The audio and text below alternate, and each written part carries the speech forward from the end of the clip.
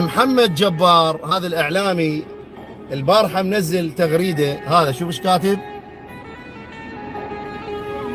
كاتب أبو عزرائيل: هل مشمول ببث المحتوى الهابط؟ يا هابط يا ابن الهابط، أنا محتواي هابط ولك أنت أساسا اسمك هابط. أنت منتحل شخصية رجل محمد صلى الله عليه وآله. أنت أصلا هرمونات الأنوثة أكثر من الذكورية عندك. أنت حرامات تسموه ذكر مو زلمة ابني كافي. ولك هو أنا أول واحد ضد هذا المحتوى، النسوان اللي يطلعن بثوث ويسون ويطلع أخته ويطلع مرته.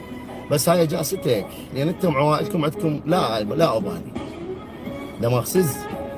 احترم نفسك بوي، احترم نفسك. ترى وين تصير قناتك؟ بالخضراء اجيك انت والخضراء اشدك بالباب.